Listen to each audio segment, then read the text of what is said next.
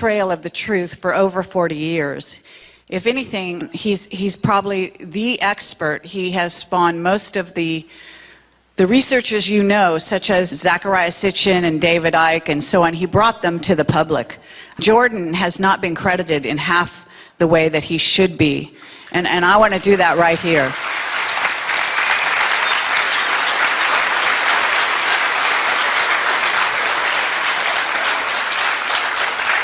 We're not supposed to have law and order yet. We're supposed to have crime and the immorality and the drugs and the murder and all the other things that we are besieged by. We're supposed to have that. If the government did not want it, it would not be here. Believe me. This is the most powerful government the world has ever known. They have the ability to get a hold on Adolf Hitler 50 years ago. He had a standing army, the greatest navy, air force, military, secret underworld organizations operating throughout the world. But this government got a hold on Adolf Hitler because it chose to and it wanted to. And if you do not pay your income taxes, they will find you if you go to the Amazon jungle, and they will make an example of you. They will find you and they will deal with you, and you know it. But for some reason they're unable to get a handle on drugs and the crime in the streets for some reason. There is a reason, and that's what we want to talk about. There is a method to the madness. You want to ask yourself too, where did Adolf Hitler and the communist government today get their money? Who financed Stalin? Who financed Lenin, Trotsky? Who financed the communist revolution? You might want to ask yourself, what part did American Wall Street play? The international bankers in New York, in Switzerland, in London, what part do they play in financing people like Hitler, like the communist movement, and God knows what else they're financing throughout the world? Why is it that drugs are brought into this country daily and we're not able to do anything about it? We're not able to do anything about the aliens pouring in across the border. I am here to tell you why. It is very simple. The government gets what it wants. There is a method to the madness, as we said, and we're going to explain that to you. And he's given some of our lead researchers some information, and they've never credited him. Okay, so you may think it comes from them and that they're so smart and brilliant. Believe me, they wouldn't be half the place they are today if it wasn't for Jordan Maxwell. And so we really want to honor him here today. And we're very proud to have him speak at a Project Camelot conference. Thank you. Thank you very much.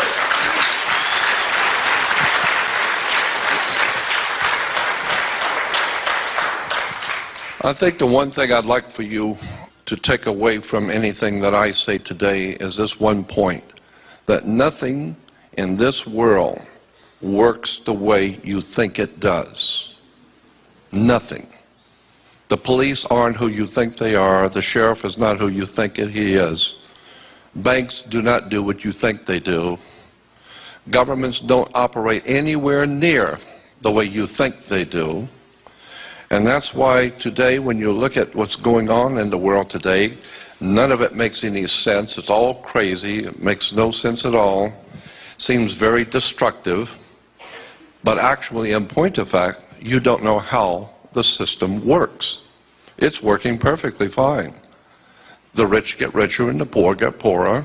And the people, the masses, are entertained with television and alcohol and drugs, and the wealthy continue to get wealthy, and so it's working perfectly fine once you understand how the world really works, and nothing works the way you think it does. When you begin to break down how government works, banks work, you begin to see a whole world that you've never known. The word I use is occult. Occult simply means hidden. And this is exactly what is going on in the world today. Our governments, banks, institutions of education, etc., are operating on a totally occult or hidden basis. And so what we are told and given to understand is not the truth. Let me give you an example. Kids that graduate from high school wear black robes. Judges wear black robes. Rabbis wear black robes because black robes represent the planet Saturn. They are a symbol for the planet Saturn. Saturn was called by the ancient people Lord of the Rings. And Saturn is Lord of the Rings. This is why women were told in the ancient world to listen to their God. And the concept was they would wear an ear ring. Men were to get married before their gods. They would wear a wedding ring. Because the old ancient god of the Middle East, one of the ancient gods of the Middle East, was the planet Saturn. Saturn was directly connected to Yahweh, the Hebrew God. And so this is why even today the Jews celebrate the worship of Saturn. Saturn in the old Phoenician language was called Shabbath. Look up in the Phoenician language. You will find that the planet Saturn was called Shabbath. And his worship to honor him once a week was called Sabbath. So when the Jews are having Sabbath, they're actually paying homage to their god Saturn, Lord of the Rings. And so when you start breaking down where religions have come from, theologies have come from, the six-pointed star, for instance, is called the Star of David. Actually, it's not the Star of David. All the encyclopedias and reference works will tell you that it's called the Star of Saturn. It is a hexagram. Hexagrams represented the planet Saturn. So, and then when you look at the Christian system of things, the church is a disgrace, in my opinion, period. The Christian church is a disgrace. Everything that comes out of the Christian church in America is a disgrace. It's filled with lies, deception, innuendos. It is a money-making corporation. It operates under maritime admiralty law. And there is a whole world of knowledge that Christians have not been given about the scriptures, about who wrote the Bible, where it came from. I have found that even Judaism is not a BC religion. It did not exist in the BC. So when we talk about ancient Jerusalem, there was no ancient Israel.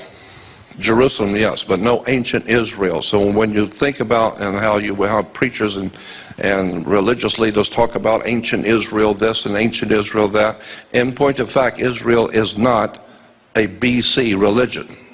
The whole concept of the Old Testament was developed right around the 9th, 10th, and 11th and 12th century A.D. So that the Old Testament is not an ancient record of an ancient people. There was no ancient Israel. Two of the greatest scholars, archaeologists in Israel, have written a book called Unearthing the Bible. And these two men, these two archaeologists, are the best and the brightest of the archaeologists in Israel. And in their book, basically, that's what they said. There was no Moses, there was no King Solomon, there was no King David. The entire thing was written probably in the 8th, 9th, and 10th century A.D. in Europe. Developed and ultimately taken, all of that was taken by the Jesuits in the Catholic Church and rewoven into a story and given to us today as an ancient Israel. Even in the ancient Bibles, the old Bibles from the 12th, 13th, and 14th century, in the Bible it didn't say King David. It kept talking about King Druid. And incidentally, the system of government and laws that we live under today in America and in the Western world is a Druidic system. America is a Druidic country. Canada is Druidic. Like I said, Western civilization is a Druidic establishment. The Druids were a very powerful priesthood in Europe, even before the Roman Empire existed. And they were the attorneys, the lawyers, the religious leaders, the politicians. It was called the Druidic system.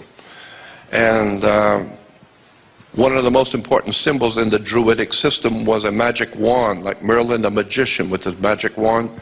And orchestra leaders and conductors use a magic wand. That's a Druid symbol. And the Druid symbol of the magic wand was made out of the wood of a holly tree. It's made out of Hollywood.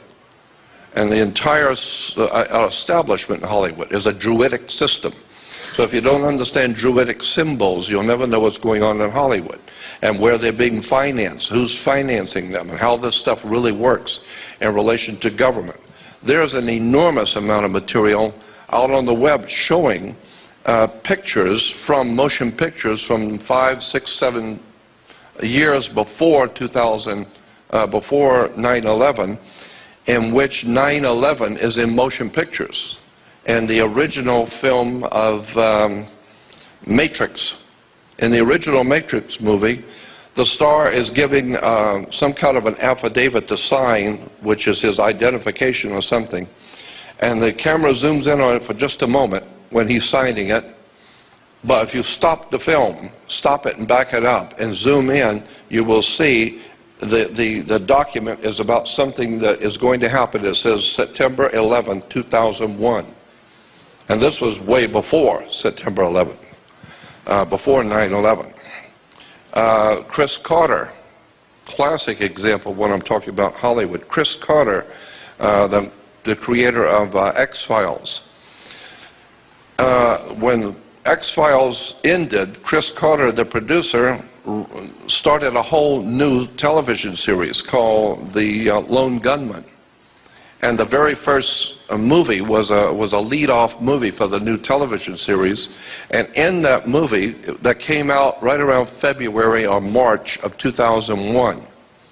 February or March of 2001, Chris Carter's new television show called Lone Gunman was started on Fox television. And in the very first episode, it's talking about how factions within the U.S. government were going to fly 757s into the World Trade Center and lock them down purposely. And in the movie, you're seeing the planes going into the World Trade Center. That was back in, 8 months before it even happened. Chris Carter is telling you something in the movie. And in the movie, they ask, well, why are these people in the government doing it?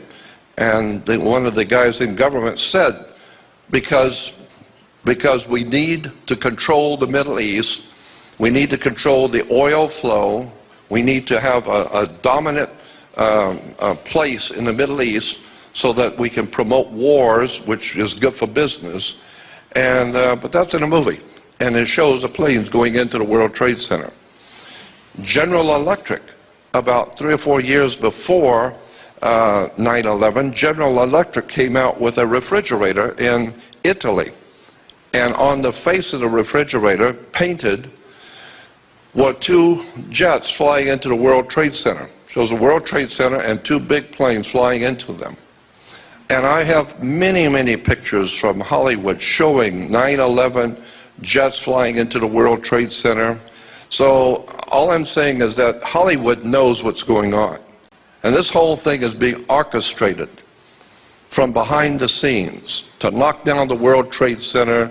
I mean, and the day it happened, I became so depressed, I just dropped out of speaking. I no longer toured, I no longer did radio, I no longer talked to anyone, and I've been out of commission for many years because 9/11 just shut me down. As far as I was concerned, I was through with America. I'm through with all of it. Because in any country that can buy 3 high-rises falling down into dust and not ask any questions about that, I just gave up. I thought, yeah.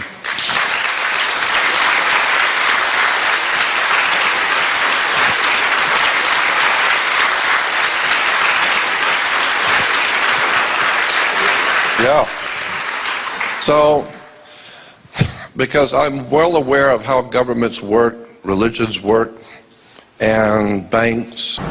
Before we get into the older European history of Freemasonry, let's look at our own backyard. Is this a scene from Mississippi burning, or is this a picture of 1930s Ku Klux Klan meeting? Who are the men hiding behind the hoods, and why do they venerate the owl? Simple, the owl symbolizes wisdom because it sees things in the dark. No, this is not the Ku Klux Klan or Mississippi burning. This is your constitutional government burning. Let's remove the hoods and see who came to the party. The last 2 weeks of July of every year, a secret meeting is held in our country in Northern California by the world's most powerful people, bankers, politicians, industrialists, entertainment luminaries, all overworld figures. This group, directly connected with the European ruling elites, is commonly known as the Bohemian Society. Our now famous Council of Foreign Relations, the government behind the American government, is represented here, along with members of the Bilderberger Group of Europe. A meeting held once a year to decide a worldwide scale, your future, a shining example of true democracy carried on in the dark. Obviously here, your vote doesn't count. Appropriately, the owl is chosen as a symbol for this ilk, for it too is at home in the dark. The name Bohemian carries a dictionary definition as, quote, a community of persons who adopt manners, mores, conspicuously different from those expected or approved of by the majority of society and who disregard conventional standards of behavior. No wonder they want no input from you.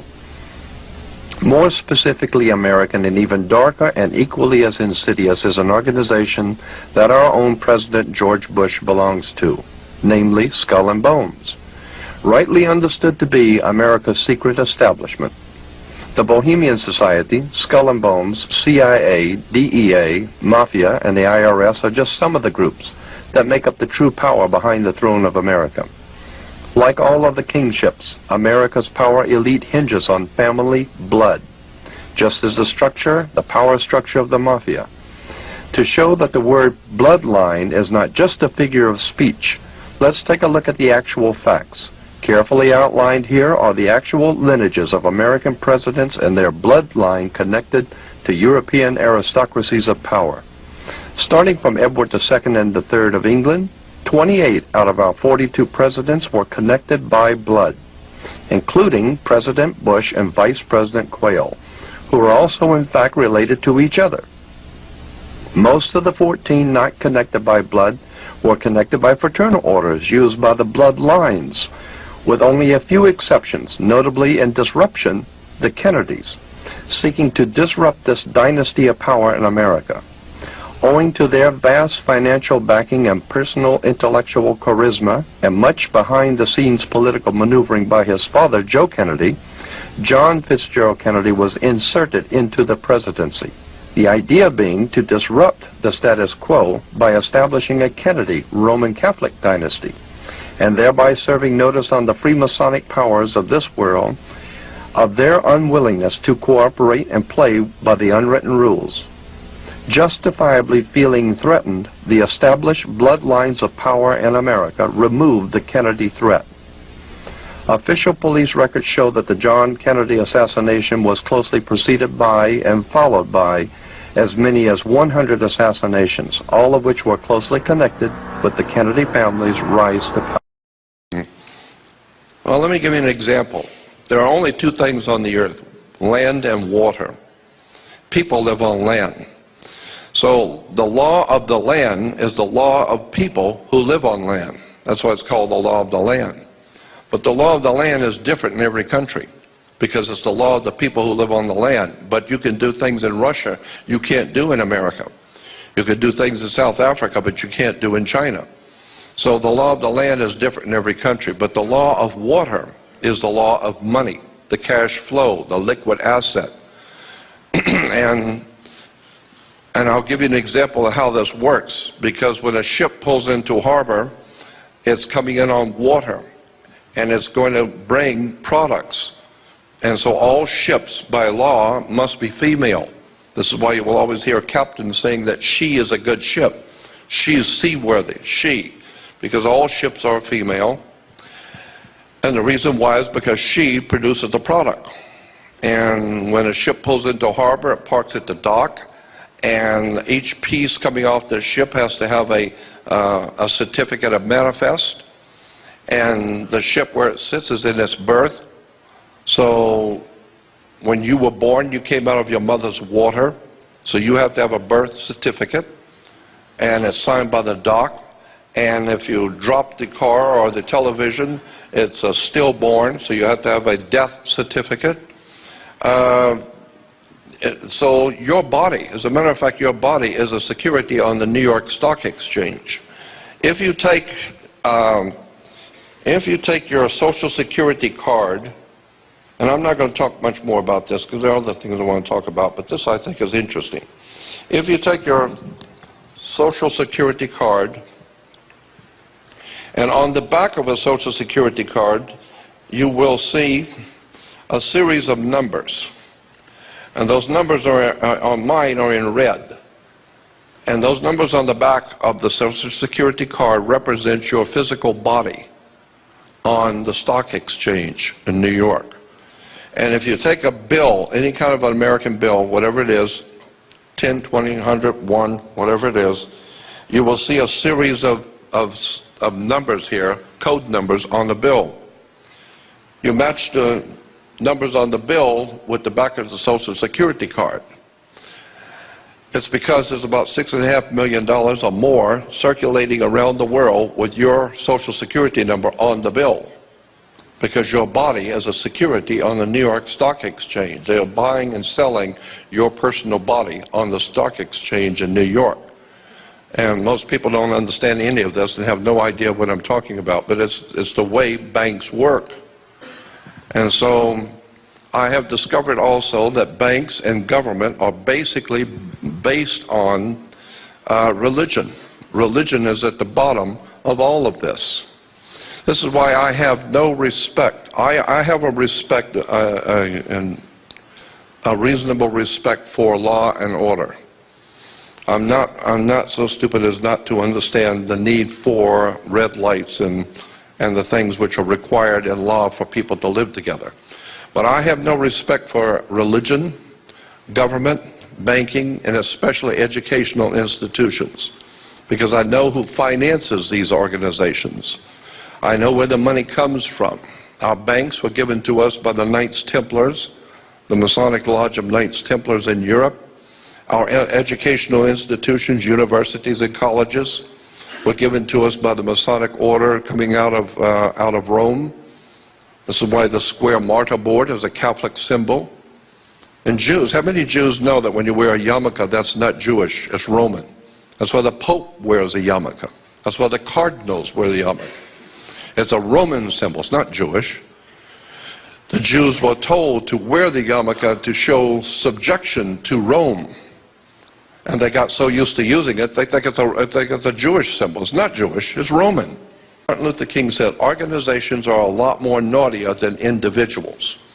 Individuals can be bad and corrupt, but when you get a whole bunch of individuals bad and corrupt, and they're wearing uniforms and wearing badges, now you've got a gang. And the police department even have said that. You know, they tell me things like that. Yeah, we're the biggest gang in town.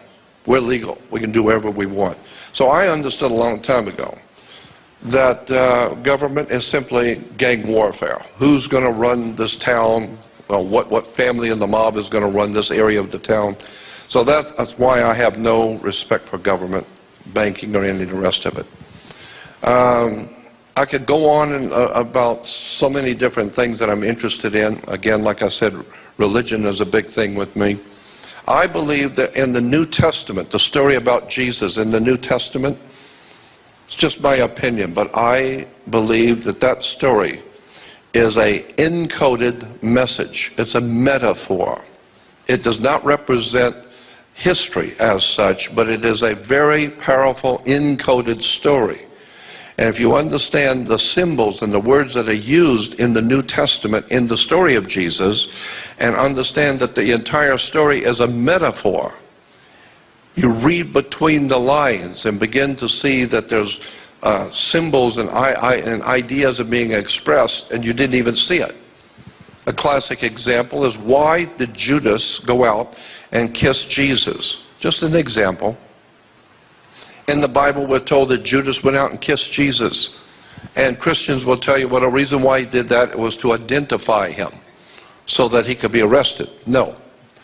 Logic alone would tell you that's incorrect, because Jesus would not have been living in the south side of Chicago or in the north end of New York. You know, he would have been living in a little Mickey Mouse little village, and probably 300 people there at most, 15 minutes to 20 minutes to walk across the whole town. And, you know, so how could he be hiding? Who would be so stupid as not to know who he is? He's sitting out there in the garden with his followers. So what do you need to go out and kiss him for to identify? Well, that's not what the Bible says. It doesn't say he went out to identify. It says Judas went out and kissed Jesus to betray him, not identify. This is why the mafia, when you're going to be killed, they give you the kiss of death. Because in the ancient world, in the Middle East, when a scorpion bites you, it leaves 2 cuts on your skin, and those 2 cuts look just like human lips. So the ancient people said you've been given the kiss of death. This is why when the mob's going to whack you, they give you the kiss of death, right? It's because of the scorpion is a backbiter. Jesus represents in the story a symbol. It's a metaphor. And Jesus is a metaphor for the sun. And so boiling it down, Christianity is sun worship based on astrology. Because nobody owns the sun. Africans don't own it. And we don't own the sun. So obviously the sun belongs to God. So it's God's sun. And he's the light of the world. Of course the sun's the light of the world. What else lights the world if it's not the sun? And he has 12 helpers. Of course, the 12 signs of the zodiac, the 12 months of the year. He is our risen Savior. Of course, it rises every morning about 5:30. And the sun is your Savior. If it don't come up, we're dead. So once you start breaking down the symbols in the Old and the New Testament, you begin to see that Christianity is basically astrology and sun worship. But it has been so well hidden and so cleverly disguised. And once you start breaking it down and reading the whole story, it becomes overwhelmingly obvious. This is what we're talking about. He has a virgin birth. He's born of a virgin, of course. Virgin birth because one of the constellations of the zodiac is Virgo, Virgo the Virgin.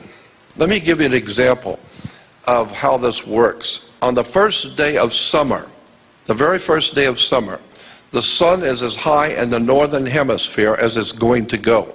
It doesn't go any further north. The first day of summer, the sun is as high in the northern hemisphere, and it begins to work its way south. And each day it moves 1 degree. And as it moves 1 degree each day, 90 days later, or 90 degrees later, it's halfway down. So now we say that the sun was the Lion King in summer. The Lion King because the sun was in the constellation of Leo, the Lion King from Disney. But then as the sun moves southward, it finally hits Scorpio. So God's sun was really hot. He was the Lion King, but now he's falling.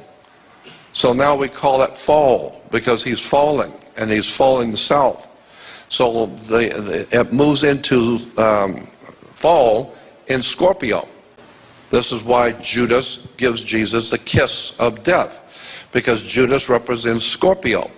And Scorpio gives the God's Son, the light of the world, the kiss of death. And now he's going to die in Capricorn. He's going to die and go all the way down. But what's interesting about this is that the sun goes all the way down south until it hits what is called the winter solstice. And that's on December 22nd, the sun hits the lowest point on the sky in the south on December 22nd. It's called the winter solstice, the beginning of winter. And for 3 days, the United States Navy will show and explain it to you that the sun comes up for 3 days, 22nd, 23rd, and 24th, on the same degree. It doesn't go any further south, and it doesn't come back north.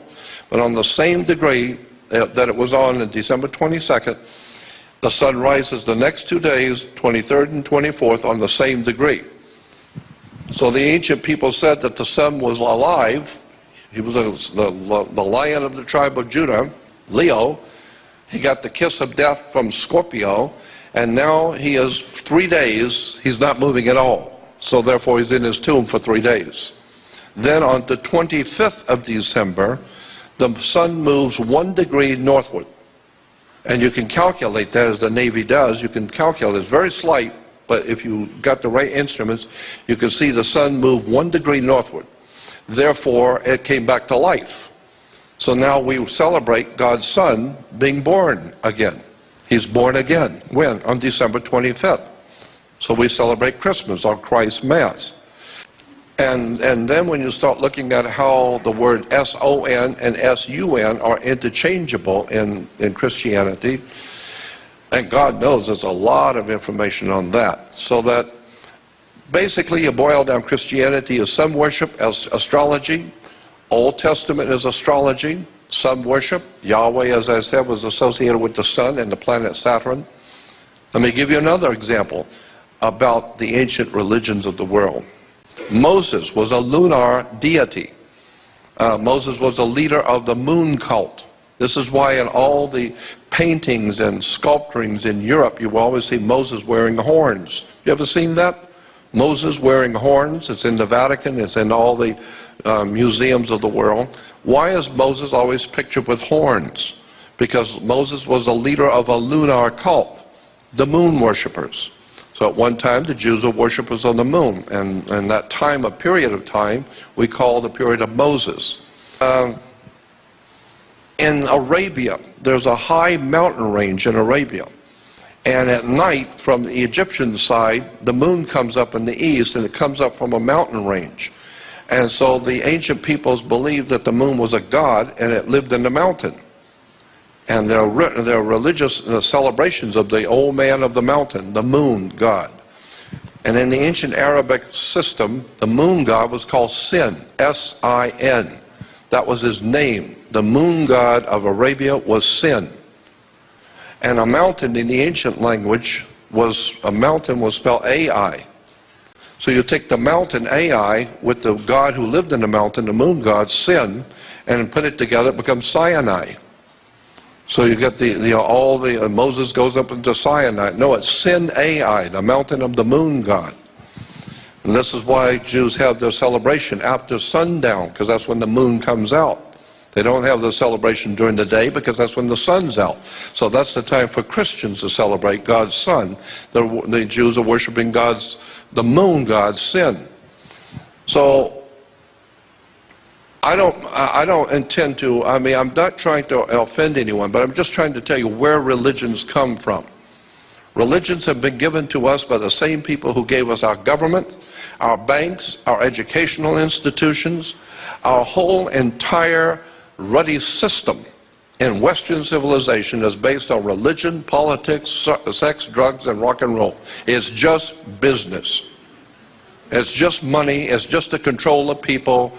And if you think it's crazy when I say sex, you have no idea in the world how sex plays a part in everything. The very fact that a man wears a black robe, that's a feminine dress.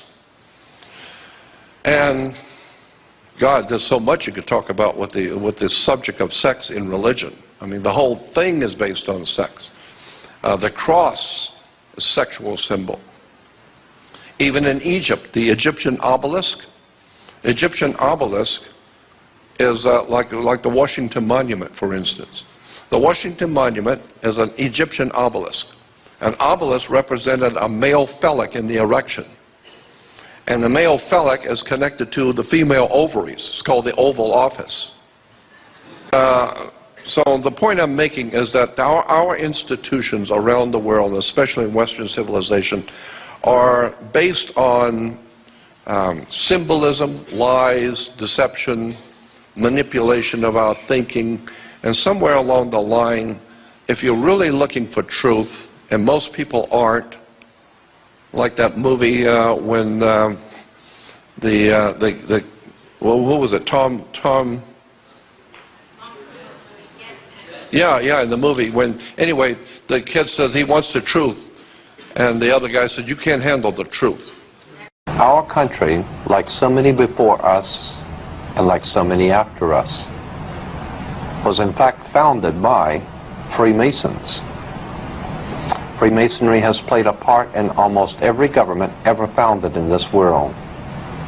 It is in operation today throughout the world.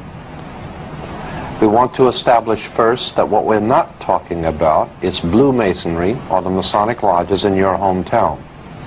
We're not talking about the Freemasons that live across the street from you.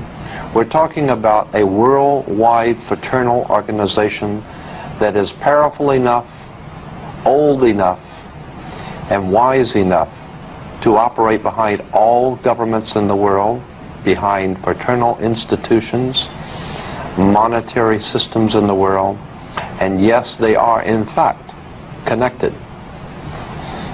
For instance, the idea that our country was founded by so many Freemasons and Rosicrucians, among others. Who are the Freemasons? Why are there emblems and symbols throughout the world on flags and emblems and symbols throughout the world on all sides of conflicts? We might ask ourselves about the Red Cross. The International Red Cross is a Masonic organization. They always, in every conflict, are able to go behind enemy lines. Why is the Red Cross, the International Red Cross, able to go behind enemy lines in wartime and conflict? There's a reason. The judge don't give a damn about the facts. He's the boss, and in this court, he calls the shots. Well, yeah, but the other judge said, I don't care what the other judge said. This is my court, and I call the shots. So I will decide. If I kind of like you, maybe I'll give you a break. If I don't like you, maybe I'll add 10 years. Now, what are you going to do about it? You say, well, yeah, but the law says, no, don't bring that up. This is my court. I call the shots. Therefore, there is no law. America is a land of lawlessness. In the Bible, in the book of Revelation, it talks about the rise of the man of lawlessness. And I've often wondered about that. It's very interesting. A lot of interesting, important stuff written in the Bible if you know what you're looking at. But it talks about in the book of Revelation the rise of something called the man of lawlessness. And I used to wonder why, what in the world was that all about? Because America's got so many laws. We got thousands of law books. That's all we are, has got law books. So how can there be a man of lawlessness that would rise in the world? Well, now I understand. America is the home of the man of lawlessness. George Bush couldn't care less what the Constitution says, the Bill of Rights. It just don't matter. He's the boss, and whatever he says do, that's what you're doing. You say, well, yeah, but the law says they don't care. And if you bring that up again, you're going to jail. Why? Because he represents the Vatican. The Bush regime was front for the Vatican. The most important enemy this country has today, people will never understand it, but the biggest enemy that this nation today has is the Vatican. The Vatican is behind the crap that's going on all over.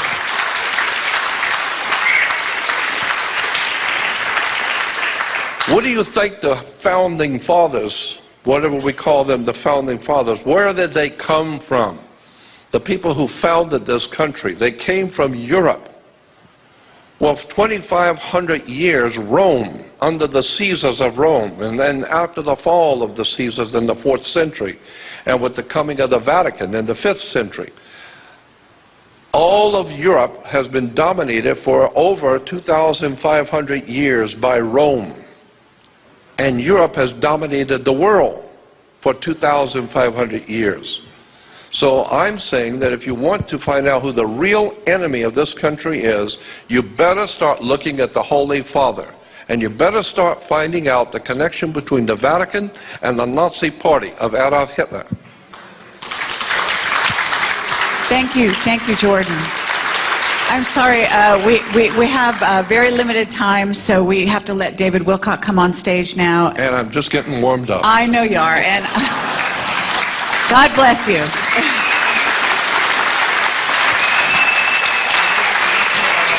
Ask yourself also about the biological warfare going on in the world today. AIDS, coming from out of nowhere, into the homosexual community. What are homosexuals doing today that they didn't do 6,000 years ago? And why is it we all of a sudden in 1980s have AIDS? Is there any connection between AIDS and the Legionnaire's disease and biological experimentation going on with the CIA, the USIA, the NSA, and all the other government agencies that you don't know anything about? Is it possible that there could be some sort of a biological experiments going on, some of them going awry, some of them purposely allowed to go awry to see how far they will go? Is there any kind of a rhyme or reason for the things that are happening today? Keep in mind too that what your government pays for, it gets. If you are paid to do something for the government, they will extract from you exactly what they have paid for. When we understand that, then we look at universities and schools, government-financed institutions of education, and see the kind of students and the kind of education that's being turned out by these government-financed schools.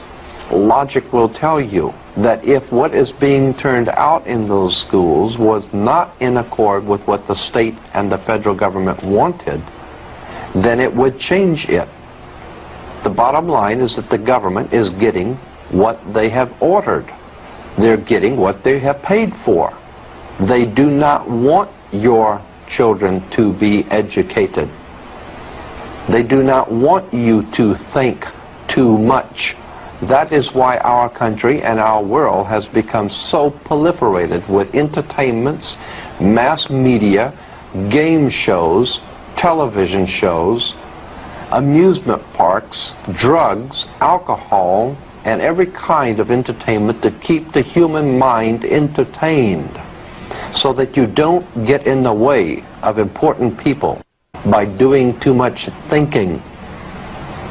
You had better wake up and understand that there are people who are guiding your life and you don't even know it. And all American citizens, I think, have suspected something like this is going on. But we're all too busy trying to stay alive and live our lives. And after all, what can one person do about it? One person can do nothing. But a nation educated can do much.